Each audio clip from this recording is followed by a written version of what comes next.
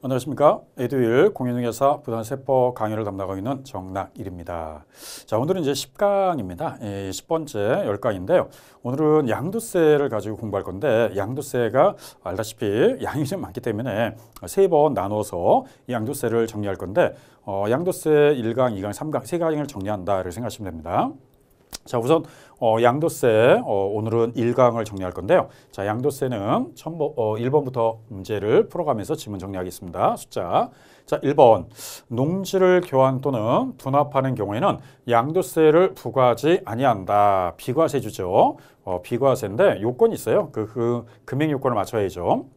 다만 교환 또는 분합하는 쌍방 토지 가액의 차액은 가액의 어느 쪽에 큰 편이에요. 얼마?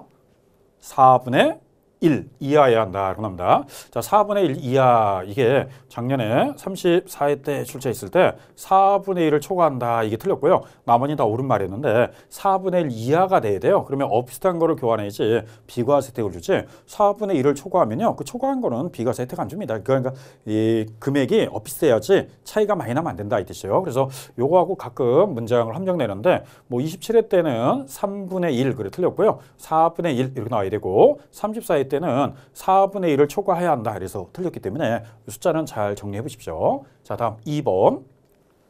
해당 거주자의 나이가 얼마 이상인 경우 배우자가 없어도 1세대로 본다.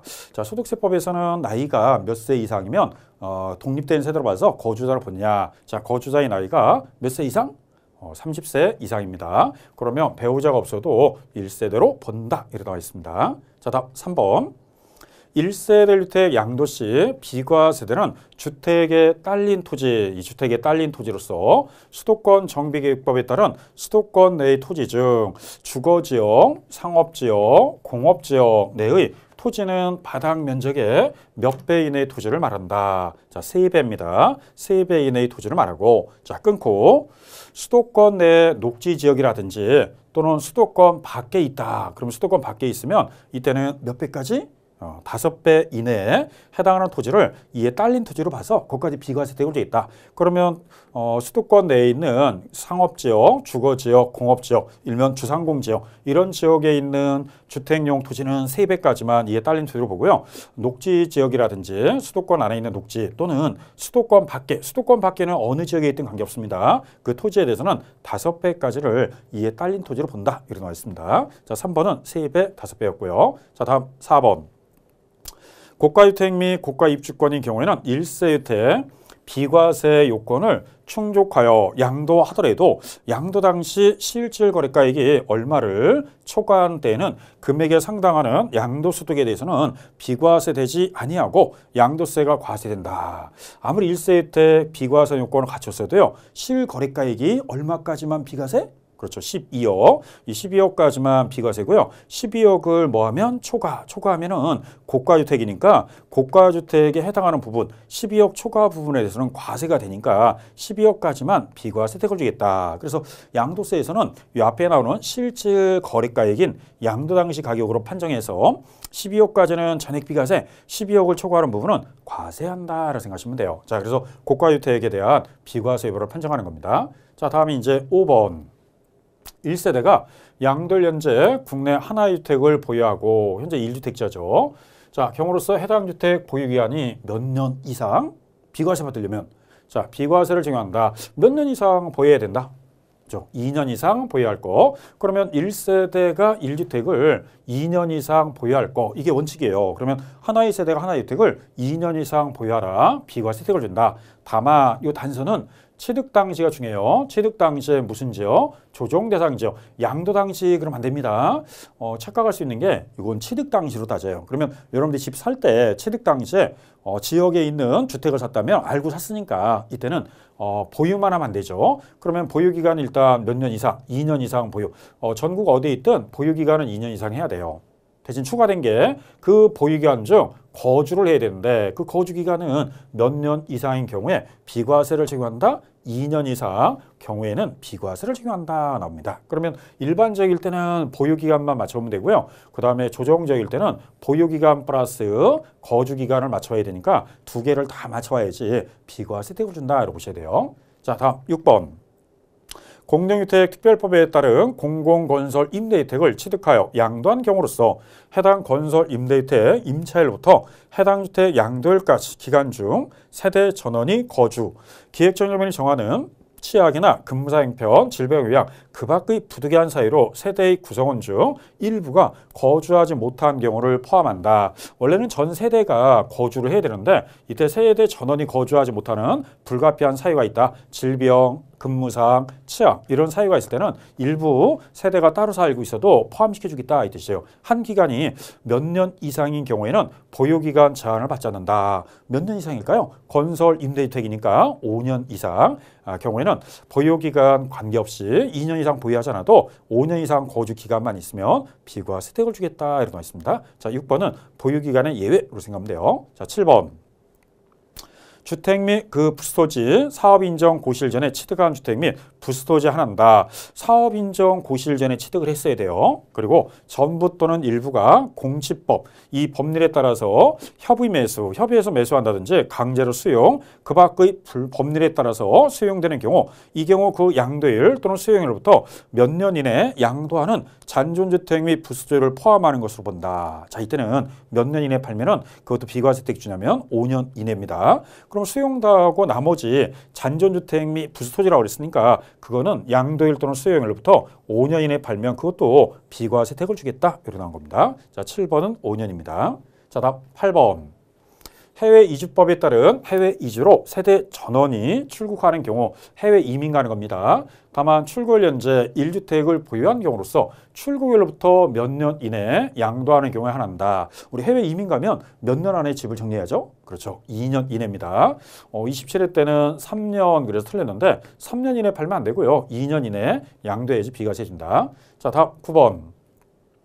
몇 년 이상 해외를 거주하느냐. 일단 조건은 1년 이상이에요. 1년 이상 해외 계속해서 거주해야 돼요. 그게 치약이든 근무상 형편이든. 근데 뭐 6개월 해외 연수, 3개월 어학연수로는 안 되고요. 1년 이상 국외 거주를 필요로 하는 치약 또는 근무상 형편으로 세대 전원이 출국하는 경우 다만 출국일 현재 1주택을 보유하고 있는 경우로서 출국일로부터 몇 년 이내 양도하는 경우에 한한다. 그렇죠. 이것도 2년 이내입니다. 해외 이민 가든 아니면 해외 1년 이상 주거를 거주를 목적으로 1년 이상 계속해서 국외에 거주할 때는 2년 안에 팔아야지 비과세 혜택을 준다. 이 내용과 이 내용은 해외 이민 가는 거니까 같다 이렇게 생각하면 돼요. 자, 다음 10번.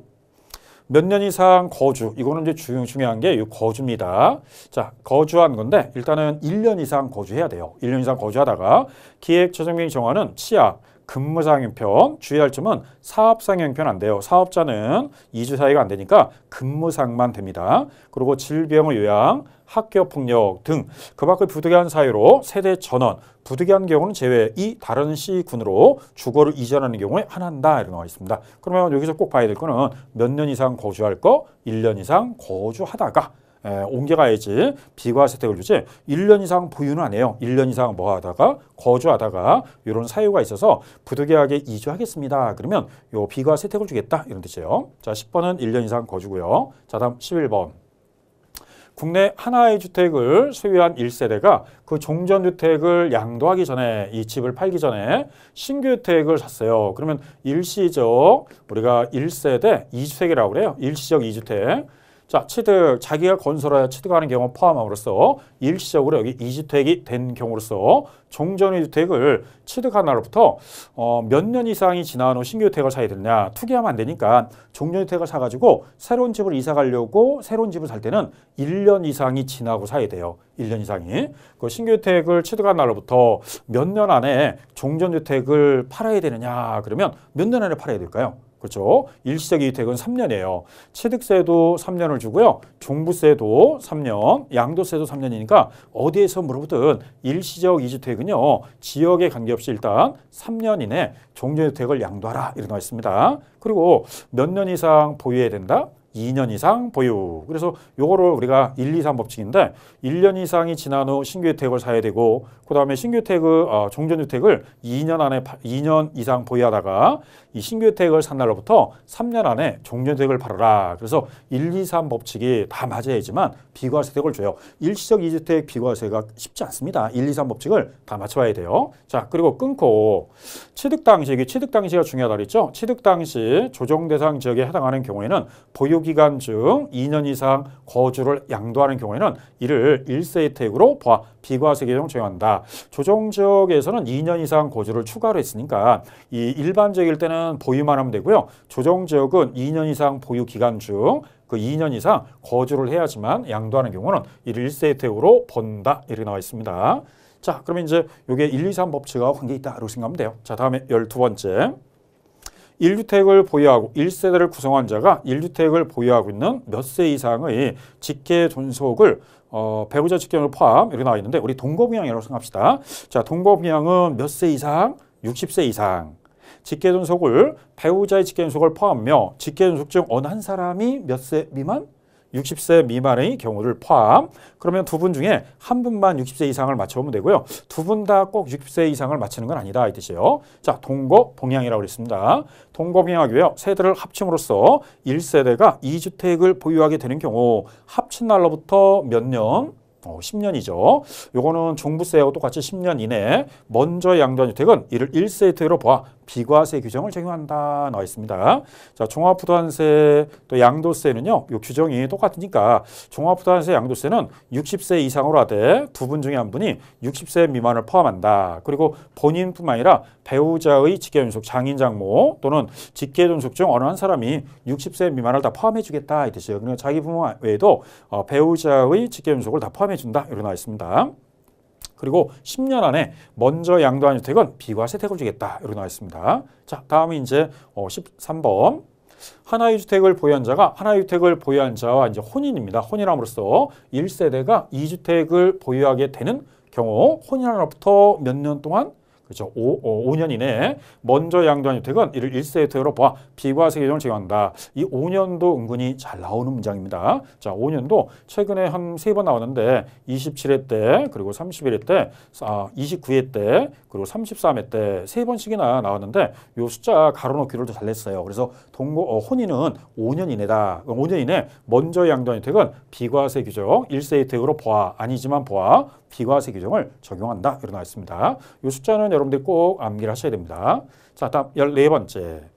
영농의 목적으로 취득한 무슨 주택? 기농주택이죠. 내가 시골에 들어가서 농사 짓고 살겠다. 그러면 수도권 밖의 지역으로 가야 되고요. 면 지역에 소재하는 주택과 일반 주택을 국내 각각 한 개씩 소유하고 있는 1세대가 기농주택을 취득한 날로부터 일반 주택을 팔아야 되는데 이때는 몇 년 안에 팔아야 되냐? 5년 이내 일반 주택을 양도하는 경우 국내 한 개의 주택을 소유한 거로 비과세 규정을 적용한다. 이렇게 나와 있습니다. 이 문장도 33회 때 처음 한번 나왔는데 33회 때 몇 년이냐? 그래서 5년이다. 이게 답이었습니다.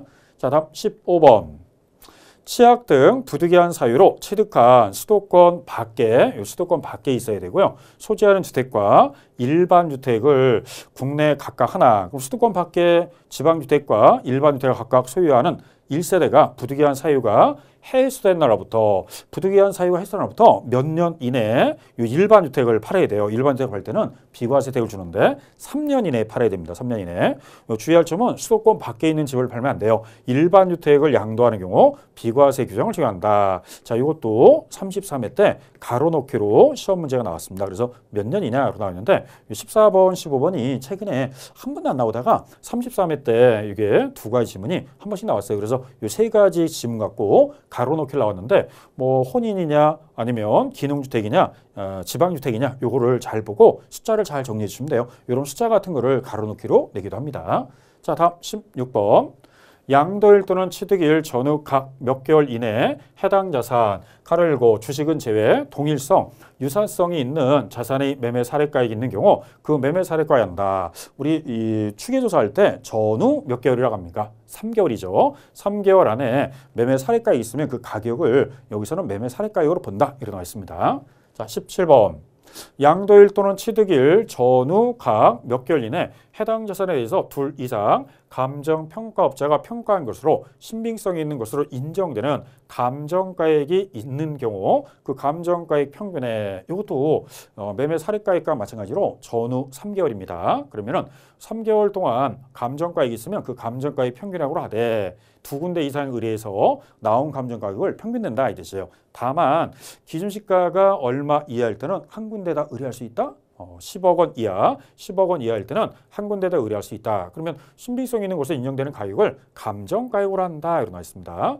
위에 나오는 매매 사례가액이든 감정가액은 전후 3개월 이렇게 생각하면 돼요. 자, 다음 18번.